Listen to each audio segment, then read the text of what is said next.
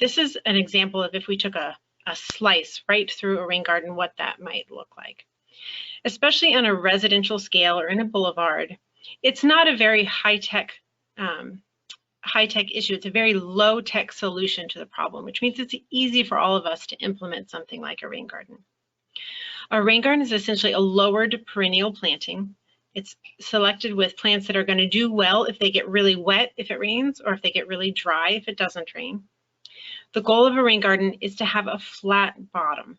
That flat bottom allows for water to infiltrate into the soil across that entire bottom of the rain garden. Most residential rain gardens that I designed, for example, that are catching water from a downspout or a couple of downspouts are only 6 inches deep. So this is not a big hole in your yard. It's very minimal and can be very easy to implement.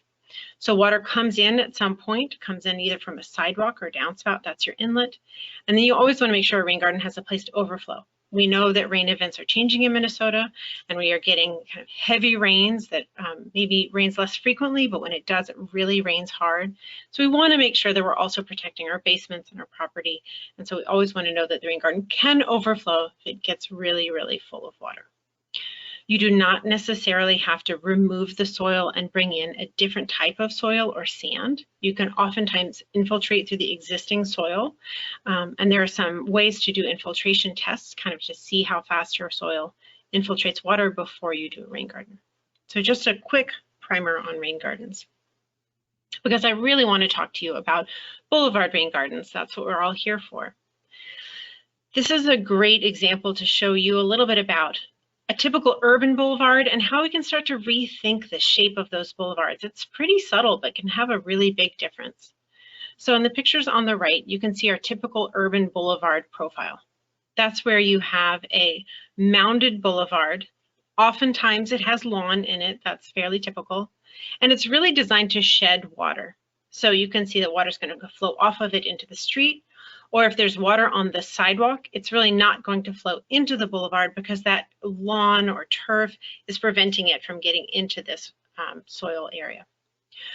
You can lower the turf in a boulevard to help water get into the boulevard. That's this middle picture on the right. So that by lowering the turf really helps the runoff leave the sidewalk and get into the boulevard.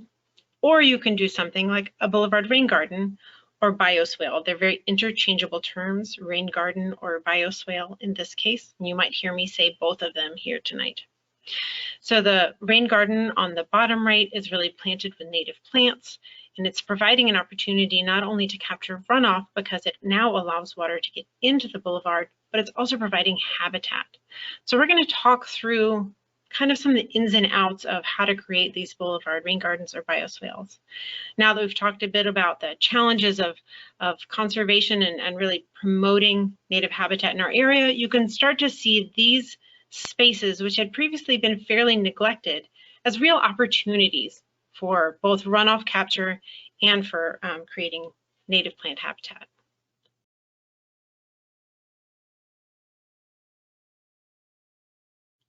Some things for you to consider when you are thinking about your boulevards and how you're going to move forward with this project, or should you put in a boulevard bioswale.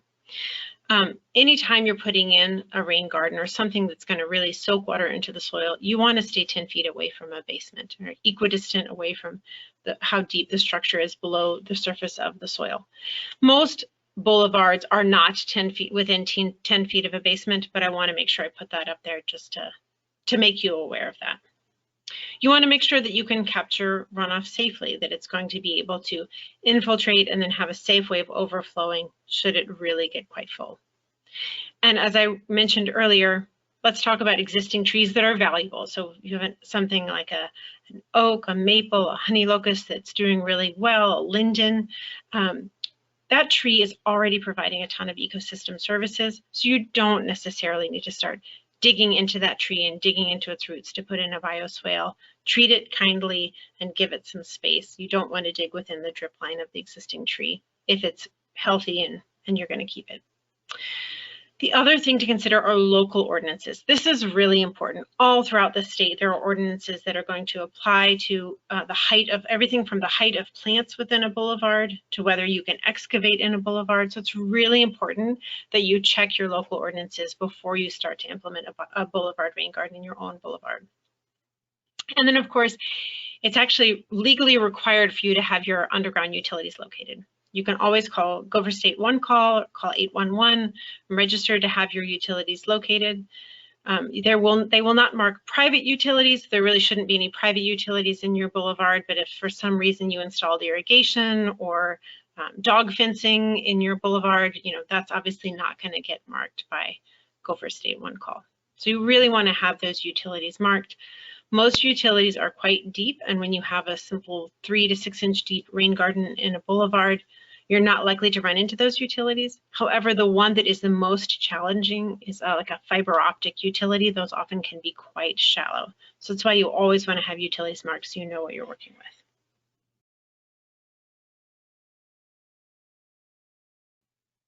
Let's talk about some of the steps to creating a boulevard bioswale.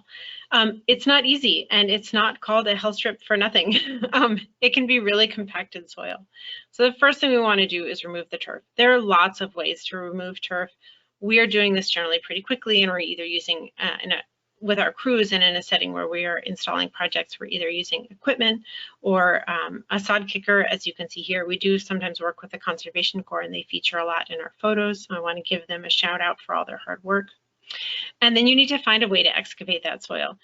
You would be really surprised how much soil comes out of a boulevard when you're only taking 3 inches of soil out. It sort of decompacts and fluffs up, and it can be quite a bit of soil. So you really want to have a plan for what you're going to do with that soil. Can you use it somewhere else on your property? Are you going to haul it away to a soil recycling facility? Make sure you think about that before you start.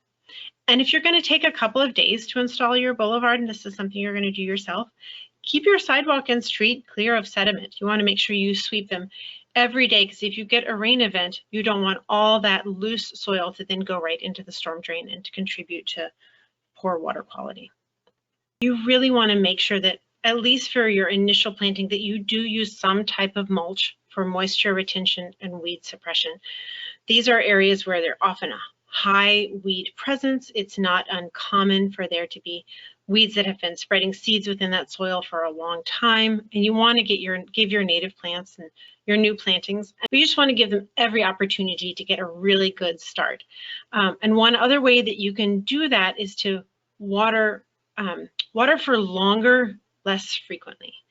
You want the water within the soil to go deep into the soil profile, so you really train the roots of these plants to go deep into the soil. One of the reasons we focus a lot on native plants at Metro Blooms is because of their deep root systems. And I'm sure you all are very well aware of this. But those deep root systems really create channels for all this runoff to get that much deeper into the soil. So the native plants, and we'll talk about the plants that we really like to plant in boulevards, are excellent at helping that runoff infiltrate deeper into the profile of the soil. The other thing I really, really recommend is a really dense planting. Anytime you have bare areas of mulch, they're an invitation for weeds to come enjoy this nice, moist environment. But if you plant densely, you're really giving your new plants a kind of a jump start. You want them to fill in before weeds have a chance to take over. And so a dense planting is really key to the success of a boulevard rain garden, especially in an area that has been really traditionally fairly neglected. So this is, maybe a month or so after planting. I liked this picture because it showed the difference in the height of the soil in the boulevard, and that's key to starting your boulevard rain garden. So now any water on that sidewalk coming from that slope on the right as it comes down across the sidewalk, it can get into this planting and be soaked into the soil. If there was a mounded lawn area there, it wouldn't be able to even get into that kind of impervious space.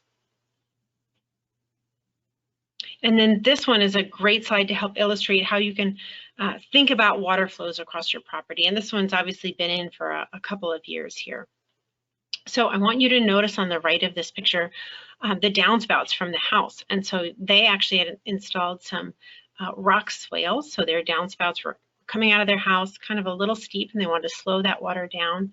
And then it comes from both of those downspouts and flows right across the sidewalk and now gets captured into this rain garden. So it's a great opportunity to think about where you can potentially capture the runoff from your house and from your roof in this kind of area before it goes right into the curb and gutter and right into the storm drain. This is a great example of a dense planting. So I really wanted to show you this. So you could start to think about how densely you can plant boulevards and how they can start to really fill in so that we're not creating any space for those weeds to take over within that boulevard.